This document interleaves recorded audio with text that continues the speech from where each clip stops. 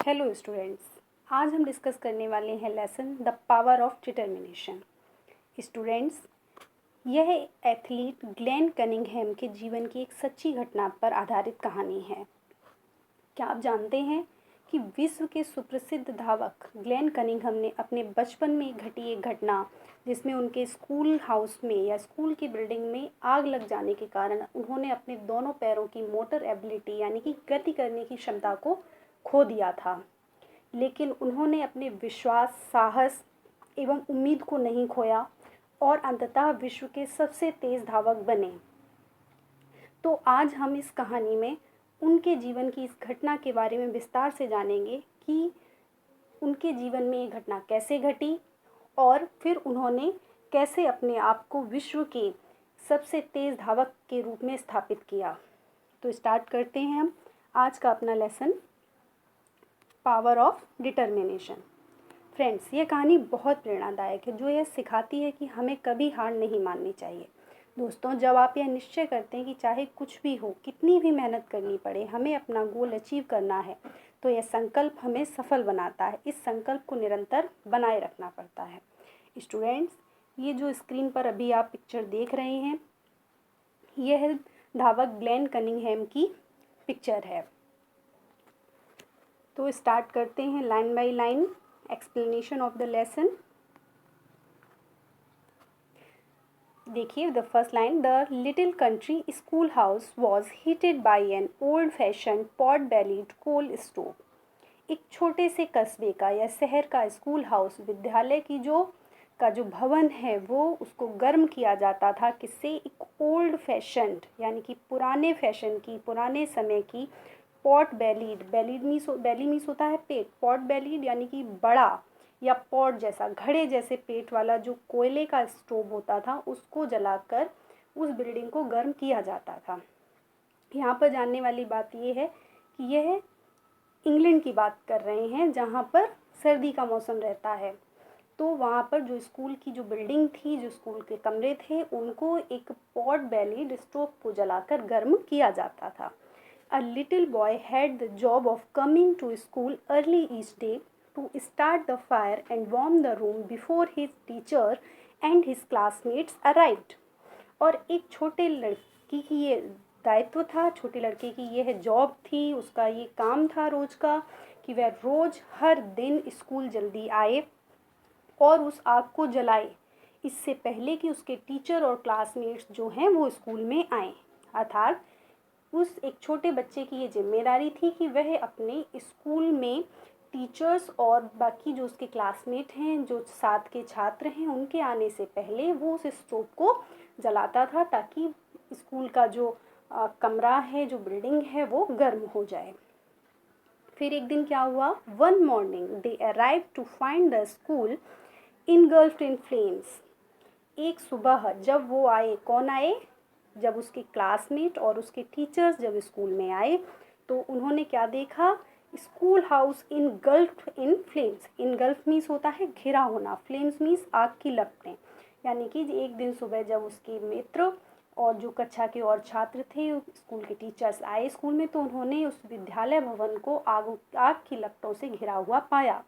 They dragged the unconscious little boy out of the flaming building, more dead than alive. और फिर उन्होंने क्या किया? वो बच्चा जो कि रोज वहाँ पर आकर पहले उसको गर्म करता था, वो भी उस बिल्डिंग में फंस गया था। तो उन्होंने ड्रैग मीन्स होता है खींच के निकालना। उन्होंने उस बच्चे को वहाँ से खींच कर निकाला। किसको? अनकॉन्शियस लिटिल बॉय, जो कि अनकॉन्शियस था, चेतन था, जो चेतना में नहीं था, बेहोश था, ऐसे उस बच्चे को आग की लपटों से भरी हुई बिल्डिंग से बाहर निकाला, जो कि कैसा था? मोर डेड देन अलाइव, यानी कि सिर्फ सांसें ही चल रही थी, बाकी वो कहते हैं ना जैसे मरे हुए के ही समान था वो। He had major burns over the lower half of his body and was taken to a nearby country hospital. और वो क्या, उसको बहुत ज़्यादा उसकी लोअर हाफ ऑफ बॉडी यानी कि जो कमर से नीचे का शरीर होता है वो पूरा बुरी तरीके से जल गया था और उसको पास के ही एक जो कंट्री हॉस्पिटल था, शहर का जो अस्पताल था, उसमें ले जाया गया। From his bed The dreadfully burned, semi-conscious little boy faintly heard the doctor talking to his mother.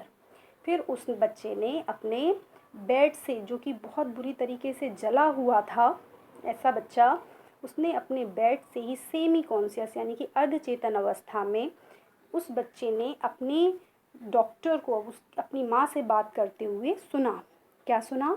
The doctor told his mother, doctor ने उसकी माँ से कहा that her son would surely die, कि उसका जो बेटा है वो निश्चित ही मर जाएगा। Which was for the best, और यही बेहतर रहेगा। Really for the terrible fire had divested the lower half of his body, क्योंकि जो आग उसमें लगी थी उसने वास्तव में उसकी जो लोअर पार्ट था बॉडी का उसको बुरी तरीके से जला दिया था। Next lines. But the brave boy did not want to die, he made up his mind that he would survive. लेकिन वो जो बहादुर बच्चा था वो मरना नहीं चाहता था। ही मेड अप हिज माइंड, उसने अपने मन में ये निश्चय किया, ऐसा अपना दिमाग को प्रिपेयर किया कि वह क्या करेगा, ही वुड सर्वाइव, कि वह जिएगा, वह जीवित रहेगा। वह somehow to the amazement of the physicians he did survive, और किसी प्रकार से फिजिशियंस यानी कि डॉक्टर्स के सहयोग से, डॉक्टर्स के इलाज से वह बच्चा बच गया। he did survive when the mortal danger was past, और जब यह जो उसके जीवन पर जो मृत्यु का खतरा आया था वो है पास्ट, यानी was past, यानी कि जब टल गया। he again heard the doctor and his mother speaking quietly, फिर उसने दोबारा अपनी माँ और डॉक्टर को धीरे धीरे बात करते हुए सुना। The mother was told that since the fire has destroyed so much flash in the lower part of his body, it would almost be better if he had died, since he was doomed to be a lifetime cripple with no use at all of his lower limbs. क्या सुना उसने? फिर से उसकी जो माँ और doctor थे वो बहुत धीरे धीरे बात कर रहे थे, लेकिन उसने उनको सुना। क्या सुना? कि उसकी माँ को उसके डॉक्टर के द्वारा बताया जा रहा था कि ये जो बच्चा है ना, ये क्या, कि इसका जो बॉडी है, इसका जो लोअर हाफ ऑफ बॉडी है इसकी, उसका जो फ्लैश है, मांस है, वो पूरी तरीके से जल गया है, डिस्ट्रॉय हो गया है। It would almost be better if he had died, वो डॉक्टर क्या कह रहे हैं कि अच्छा होता कि अगर यह मर जाता, क्योंकि इसकी जो अब ये बॉडी है ये लाइफ टाइम क्रिपल हो गया है, विकलांग हो गया है। इसका अब नीचे की जो शरीर है उसका कोई यूज़ नहीं है, उसका ये कोई काम उससे नहीं कर पाएगा, और ये लाइफ टाइम एक क्रिपल की ज़िंदगी, एक विकलांग की ज़िंदगी जिएगा। Once more the brave boy made up his mind, और फिर एक बार फिर उस बच्चे ने निश्चय किया, he would not be a cripple, कि वह एक क्रिपल यानी कि विकलांग नहीं रहेगा। ही वुड वॉक, वह चलेगा। But unfortunately from the waist down he had no motor ability, his thin legs just dangled there but all but lifeless. लेकिन दुर्भाग्यवश, अनफॉर्चुनेटली दुर्भाग्यवश, फ्रॉम द वेस्ट डाउन, कि कमर से नीचे का जो उसका पार्ट था शरीर का, he had no motor ability, उसमें कोई भी गति करने की क्षमता जो थी वो नहीं थी। हिज थिन लेग्स, उसके जो वो पतले पतले पैर थे, जस्ट डैंगर देयर, सिर्फ लटके हुए थे वहाँ पर, यानी कि सिर्फ देखने के लिए वो पैर वहाँ पर थे। ऑल बट लाइफलेस, लेकिन वो कैसे थे? बिल्कुल ही जीवनहीन थे, उनमें कोई गति नहीं थी, उनमें जीवन नहीं था। Next lines. Ultimately, he was released from the hospital. Every day his mother would massage his little legs, but there was no feeling, no control, nothing. Yet his determination that he would walk was as strong as ever. अंततः क्या हुआ? He was released from the hospital. कुछ समय बाद उसको hospital से छुट्टी दे दी गई। हर रोज़ उसकी जो माँ थी, उसके जो छोटे छोटे पैर थे उन पर मसाज किया करती थी, लेकिन उसके पैरों में कोई फीलिंग नहीं थी, वह कुछ भी महसूस नहीं कर पाता था, कोई कंट्रोल नहीं था उसके अपने पैरों पर। यानी कि जिस प्रकार हम अपने दिमाग के इशारों के अनुसार, अपनी ज़रूरत के अनुसार अपने पैरों को या अपने शरीर के किसी भी अंग को हिलाते डुलाते हैं, उनसे काम लेते हैं, इस तरीके का कोई भी कंट्रोल उसका नहीं था, उसके पैरों पर कुछ भी नहीं था। लेकिन फिर भी ऐसा होने के बाद भी जो उसका डिटर्मिनेशन था, उसका जो निश्चय था कि वह चलेगा, वो आज भी उतना ही स्ट्रॉन्ग था जैसा कि वो पहले था। When he was not in bed, he was confined to a wheelchair. जब वो, अब उसका जो जीवन था कैसा था कि या तो वो अपने बेड पर होता था, और जब वो बेड पर नहीं होता था तो कन्फाइन मीन्स होता है किसी चीज़ में फंसा हुआ होना, बैठा होना। तो वो किस में कन्फाइन रहता था? व्हील चेयर पर। अपनी जो उसकी व्हील चेयर थी जिससे वो चला करता था, उसमें रहता था। One sunny day his mother field him out into the yard to get some fresh air. और एक दिन क्या हुआ? वन सनी डे, एक ऐसा दिन जिस दिन धूप खिली हुई थी। अब ये यहाँ पर फिर से वही बात है कि ये बाहर कंट्री की बात हो रही है। जैसे अपने भारत में तो पर डे सनी डे होता है, हमेशा ही धूप खिली रहती है, लेकिन जो ठंडक वाले देश हैं उनमें कभी कभी धूप निकलती है, तो लोग धूप सेकने के लिए बाहर निकलते हैं, जैसा अपने साथ सर्दियों में होता है। तो एक ऐसा सनी डे था जिस दिन धूप खिली हुई थी। उसकी जो माँ थी उसको व्हील्ड हिम, यानी कि उस चेयर पर बैठाल कर यार्ड में ले गई to get some fresh air, ताकि उसको कुछ ताज़ी हवा मिल सके। This day instead of sitting there, और इस दिन उसने, इसके बजाय कि वह उस कुर्सी पर बैठा रहे, उसने क्या किया? He threw himself from the chair, उसने अपने आप को उस कुर्सी से गिरा लिया। He pulled himself across the grass dragging his legs behind him, और उसने अपने आप को घास के ऊपर खींचना शुरू कर दिया, और उसके जो पैर थे वो उसके पीछे पीछे घसीट रहे थे। Next lines, he worked his way to the white picket fence bordering their lot. With great effort he raised himself up on the fence. और उसने क्या किया? अपना जो वाइट पिकेट फेंस था, जो उसका पिकेट मीन्स होता है एक जो बड़ी बड़ी नुकीली लकड़ियाँ होती हैं जिनको एक सिरे से नुकीला कर दिया जाता है और ज़मीन पर गाड़ कर थोड़ी थोड़ी दूर पर फिर तार बंध के बाड़ा बनाया जाता है, उस बाड़े को फेंस कहते हैं। और वो जो बल्लियाँ कहेंगे लकड़ी की, उनको पिकेट बोलते हैं। तो जो वाइट पिकेट फेंस जो थी, वाइट कलर की जो बल्लियों का जो फेंस बाड़ा था बना हुआ, उसके पास वो अपने आप को ले गया, और फिर एक बहुत प्रयास के बाद में उसने अपने आप को उस बाड़े के सहारे से खड़ा कर लिया। देन स्टिक बाय स्टिक, एक एक वो जो स्टिक थी, एक एक जो वो लकड़ी का जो पिलर था जिससे के सारे वो बाड़ा बना हुआ था, एक एक करके उसने अपने आप को उसके सहारे, उस बाड़े के सहारे से अपने आप को घसीटना शुरू कर दिया। Resolve that he would walk, he started to do this every day until he wore a smooth path all around the yard beside the fence. और ये अपने मन में उसने ये रिजोल्यूशन करते हुए कि वह चलेगा, उसने डेली ये करना शुरू कर दिया कि वो अपने आप को व्हील चेयर से गिरा लेता था, फिर उन फेंसेस के सहारे, पिकेट्स के सहारे खड़े होकर, और अपने आप को उस फेंस से जो बाड़ा वो चारों तरफ उसके यार्ड के बना हुआ था, उसके सहारे से वो अपने आप को घसीटता था, वहाँ पर चलता था।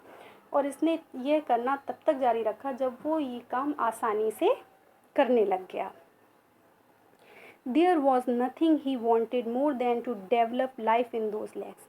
और इस समय वो कुछ भी नहीं चाहता था, उसके मन में कुछ भी नहीं था सिवाय इसके कि वह अपने उन पैरों में, जो कि बिल्कुल लाइफलेस हो चुके थे, कोई जिनमें गति नहीं थी, जिनसे वो खड़ा नहीं हो सकता था, उन पैरों में वो पुनः जीवन संचारित करना चाहता था। Ultimately, through his daily massage, his iron persistence, and his resolute determination, he did develop the ability to stand up. और इसी प्रकार अंततः क्या हुआ कि उसका जो माँ उसकी मसाज किया करती थी पैरों पर डेली, उससे, और हिज आयरन परसिस्टेंस, और बिल्कुल जो उसका लोहे के समान दृढ़ विश्वास था, और जो निश्चय था उसका, रिजोल्यूट डिटर्मिनेशन था, उसके बल पर उसने अपने आप को, अपने पैरों में वो एबिलिटी, वो क्षमता विकसित कर ली कि वह खड़ा हो सके, खड़े होने की क्षमता उसने विकसित कर ली। देन टू वॉक, उसके बाद चलने की, then to walk by himself, फिर अपने आप से चलने की, एंड देन टू रन, और फिर दौड़ने की। Next lines. फिर उसने क्या किया, जब उसके पैरों में चलने की, दौड़ने की क्षमता आ गई, he began to walk to school, फिर उसने अपने स्कूल पैदल जाना शुरू कर दिया। Then to run to school, फिर वह अपने स्कूल दौड़ कर जाने लगा। To run for sheer joy of running, फिर उसने दौड़ना शुरू कर दिया सिर्फ किसके लिए, सिर्फ ऐसे ही शेयर जॉय, केवल आनंद के लिए। किसका आनंद, दौड़ने का आनंद, यानी कि दौड़ने के आनंद के लिए उसने दौड़ना शुरू कर दिया। जैसे हम देखते हैं ना बच्चों को, वो कोई रेस नहीं कर रहे होते हैं, वो उनको कहीं जाना नहीं होता, लेकिन फिर भी वो दौड़ लगाते रहते हैं क्योंकि उन्हें उसमें मज़ा आता है। इसी तरीके से उसने आनंद के लिए दौड़ना शुरू कर दिया। Later in college he made the track team, बाद में उन्होंने अपने कॉलेज में अपनी जो ट्रैक टीम थी उसको ज्वाइन किया, उसमें उन्होंने भाग लिया। स्टिल लेटर, और बाद में इन मेडिसन स्क्वायर गार्डन नाम का जो जगह है, this young man who was not expected to survive, यह नवयुवक जिसके लिए ये आशा नहीं की गई थी कि वो जिंदा रहेगा, who would surely never work, और जिसके लिए निश्चित था कि वह कभी चलेगा नहीं, who could never hope to run, जो कभी भी ये आशा नहीं कर सकता था कि वह दौड़ेगा, दिस डिटरमाइंड यंग मैन, ये दृढ़ निश्चयी जो नवयुवक था, कौन, doctor Glenn Cunningham, run the world's fastest mile, वो दुनिया के सर्वश्रेष्ठ सबसे तेज़ धावक बने, सबसे फास्टेस्ट माइल पर वो दौड़े। तो ये थी हमारी आज की स्टोरी, जिसमें हमने देखा कि किस प्रकार यदि हम दृढ़ निश्चय कर लें किसी चीज़ के लिए तो कोई भी परेशानियां आने के बावजूद कोई भी कार्य असंभव नहीं है। तो अभी हम डिस्कस कर लेते हैं इसके कुछ important question answer. So the question number first, what was the duty of the little boy, छोटे बालक का क्या कार्य था। Answer, the duty of the little boy was to come early to the school and fire the pot bellied coal stove and warm the room before his teacher and classmate arrived. जैसा कि बताया था जब हम लोग कहानी पढ़ रहे थे कि उसका काम था कि वह रोज़ अपने क्लासमेट और टीचर्स के आने से पहले स्कूल में आता था, उस कोल स्टोव को जलाता था और बिल्डिंग को गर्म करता था। Question 2, What was the condition of the little boy when he was taken out of the burning school building? कि उस बच्चे की क्या स्थिति थी जब उसको जलती हुई विद्यालय की इमारत से बाहर निकाला गया। तो कैसा था वो, पढ़ा था हम लोगों ने, he was unconscious। तो आंसर देख लीजिए, when the little boy was taken out of the burning school building, he was unconscious and more dead than alive. He had major burns over the lower half of his body. Next question, why was the boy sent to hospital? बच्चे को hospital क्यों भेजा गया। Obvious सी बात है, हम लोगों ने पढ़ा अभी कि वो बुरी तरीके से जल गया था। So the answer is the boy had major burns in the lower half of his body, so he was sent to the hospital. Simple. Next question, what was the opinion of the doctor about the burnt boy? उस जले हुए बच्चे के लिए जो doctor था उसके क्या विचार थे। Answer, the doctor said, doctor ने कहा that the boy would surely die and it was better for him as the lower half of his body was terribly burnt. Doctor ने क्या कहा कि यह बालक जो है वो निश्चित रूप से मर जाएगा और उसके लिए वही अच्छा होगा क्योंकि उसके शरीर का निचला हिस्सा बुरी तरह जल गया था। Next question, What did the boy decide after listening that he would surely die? बच्चे ने जब ये सुना कि वह निश्चित रूप से मर जाएगा तो उसने क्या निश्चय किया। Answer, the boy decided that he would survive, कि उसने निश्चय किया कि वह जीवित रहेगा। Question number 6, what was the opinion of the doctor after the boy had survived? जब बालक जीवित बच गया तब फिर उस चिकित्सक का क्या मत था। सॉरी, क्वेश्चन रिपीट हो गया है, आंसर देख लीजिए आप। The doctor said that since the flesh in the lower part of the boy's body was destroyed, he was doomed to be a lifetime cripple with no use at all of his lower limbs. क्या कहा उन्होंने कि चूँकि बालक के शरीर के निचले हिस्से का मांस जल गया था, इसलिए उसके शरीर का निचला भाग कार्य नहीं करेगा, वह आजीवन अपाहिज रहेगा। Next question, how did the mother help the boy to overcome his disability? उसकी माँ ने उसको अपनी इस अवस्था को दूर करने में किस प्रकार सहायता की? कैसे पढ़ा था हम लोगों ने? The mother massaged the little legs of the boy every day. She also took him into the yard on his wheelchair so that he may get fresh air. There the boy tried to walk. क्या किया उन्होंने?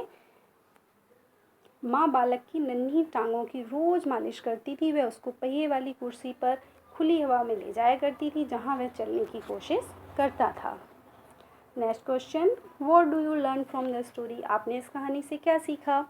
The story shows that a person can achieve anything if he has a strong determination, no difficulty stand in front of it. कि यदि कोई भी व्यक्ति अपने दृढ़ निश्चय से कुछ भी पा सकता है, कोई भी परेशानी उसके दृढ़ निश्चय के सामने टिक नहीं सकती। अब इसके बाद स्टूडेंट्स यहाँ पर कुछ लेसन से रिलेटेड टफ वर्ड्स की मीनिंग्स मैंने दी हुई हैं। इसको आप चाहें तो नोट कर सकते हैं, आपके लिए आगे काम आएंगी, लेसन पढ़ने में आसानी रहेगी आपको। और चाहे तो आप इनका स्क्रीनशॉट भी ले सकते हैं, देख लीजिए, स्क्रीनशॉट भी ले सकते हैं आप इनका। तो स्टूडेंट्स, ये था आज का हमारा लेसन। आपको कहानी कैसी लगी ये आप हमें कमेंट करके ज़रूर बताएं। कोई प्रॉब्लम हो तो भी आप कमेंट करके पूछ सकते हैं। Thanks for watching.